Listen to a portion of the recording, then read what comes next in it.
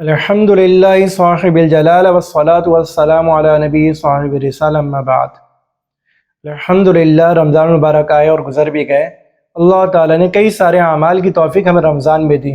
رمضان میں بہت سارے لوگوں نے نوافل کا اہتمام کیا، بہت سارے لوگوں نے تہجد کا اہتمام کیا، بہت سارے لوگوں نے نفلی صدقات کا اہتمام کیا۔ تو کئی سارے نیک اعمال ایسے تھے کہ جو ہم غیر رمضان میں تو نہیں کرتے، اللہ تعالیٰ نے ہمیں رمضان میں کرنے کی توفیق عطا فرمائی۔ تو اب کیا ہونا چاہیے کہ جو اعمال ہم نے رمضان میں کیے تو کیا وہ غیر رمضان میں نہیں کریں؟ جن چیزوں پر عمل ہم نے رمضان کے اندر کیا تو کیا غیر رمضان میں اس پر عمل نہیں کرنا چاہیے؟ اللہ تعالیٰ نے قرآن کے اندر جہاں رمضان کا ذکر کیا، یا ایھا الذین آمنوا کتب علیکم الصیام کما کتب علی الذین من قبلکم، اس آیت میں اللہ تعالیٰ نے روزوں کی فرضیت کا بیان کیا کہ ہم نے تم پر روزوں کو فرض کیا، اور کیا فرمایا؟ ایام معدودات، گنتی کے چند دن ہیں۔ یہ جو روزے رکھنا ہے یہ گنتی کے چند دن ہے، پورے سال فرض نہیں کیا، گنتی کے چند دن، ایک مہینہ، صرف اور صرف 30 دن 29 دن تم پر روزوں کو فرض کیا، تو یہ روزے رکھ لو۔ اس کے بعد اللہ تعالیٰ کیا فرما رہے ہیں؟ اس کے بعد اللہ تعالیٰ کیا فرما رہے ہیں؟ اذا سألک عبادی انی فانی قریب، کہ نبی جب آپ سے میرے بندے میرے بارے میں پوچھیں نا تو آپ ان کو بتا دیں میں بہت قریب ہوں، فانی قریب، تو میں بہت زیادہ قریب ہوں، نحن اقرب الیکم من حبل الورید، ہم تو تمہاری شہرک سے بھی زیادہ قریب ہیں۔ اور اس قریب ہونے کی دلیل کیا ہے؟ اجیب دعوت الداعی اذا دعانی، کہ پکارنے والے کی پکار کا جواب دیتا ہوں جب جب وہ مجھے پکارتا ہے۔ اجیب دعوت الداعی، پکارنے والے کی پکار کا جواب دیتا ہوں، کب کب؟ جب جب وہ پکارے گا، اذا دعانی، جب جب وہ پکارے گا۔ اللہ تعالیٰ کی حکمتوں کا ادراک کرنا تو ناممکن ہے، لیکن بظاہر اس ترتیب سے یہ بات سمجھ آتی کہ اللہ تعالیٰ نے پہلے روزوں کا ذکر کیا، پھر اس آیت کو ذکر کیا، تو گویا کہ انسان کے ذہن میں ایک وہم پیدا ہوتا ہے نا کہ پہلے رمضان تھا، ہم نیک اعمال کرتے تھے، چلو اب رمضان رخصت ہو گیا، اب نیک اعمال کون کرے؟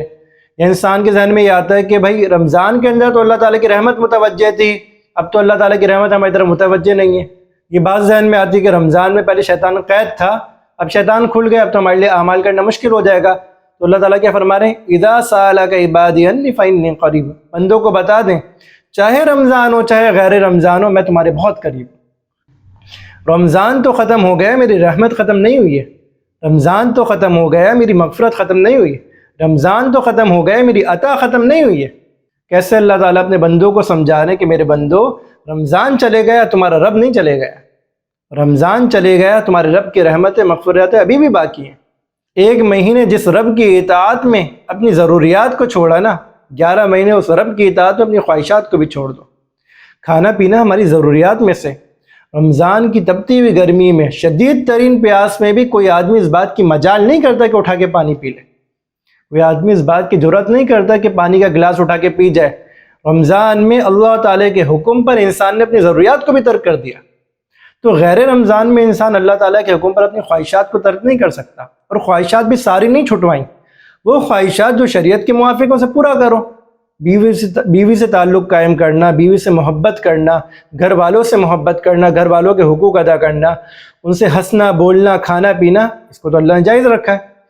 تو جائز خواہشات کی تکمیل کی اجازت دی، ناجائز خواہشات سے روک دیا، تو رمضان میں آدمی ضروریات سے رک رہا ہے، اور غیر رمضان میں انسان خواہشات سے بھی نہیں رکتا۔ کیا رمضان کا خدا اور ہے؟ معاذ اللہ، غیر رمضان کا خدا اور ہے۔ ہم نے جس پروردگار کی اطاعت رمضان میں کی تھی، اسی پروردگار کی اطاعت آج غیر رمضان میں بھی کرنی ہے۔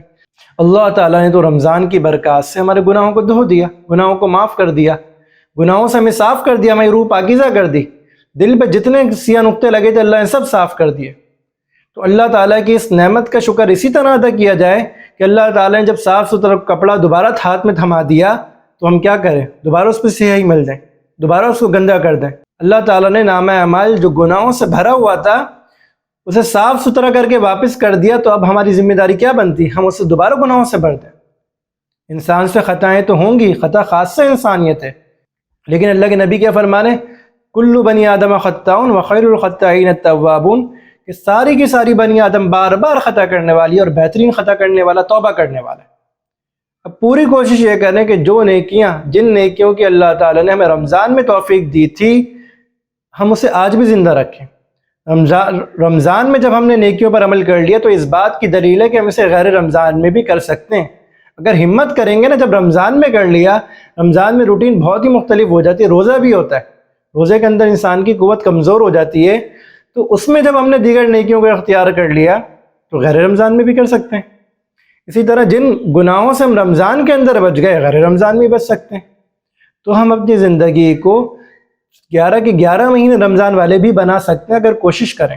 کوشش کرنے کی بات ہے، اپنے آپ کو اس بات پر آمادہ کریں کہ جس رب کی اطاعت ہم نے رمضان میں کی تھی، اسی رب کی اطاعت ہم 11 مہینے بھی کریں گے۔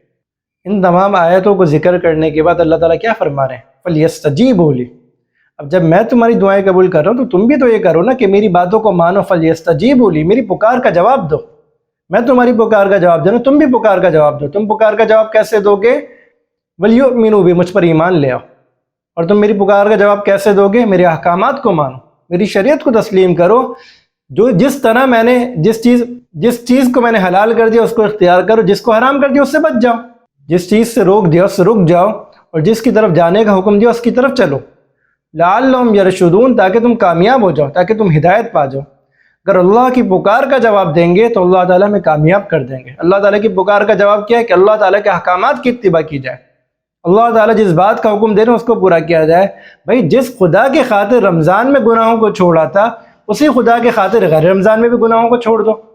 جس خدا کے خاطر غیبتوں کو چھوڑا تھا، بد نظری کو چھوڑا تھا، جن گناہوں کو چھوڑا تھا، ان تمام گناہوں کو اسی خدا کے خاطر غیر رمضان میں بھی چھوڑ دیں۔ وآخر دعوانا الحمدللہ رب العالمین۔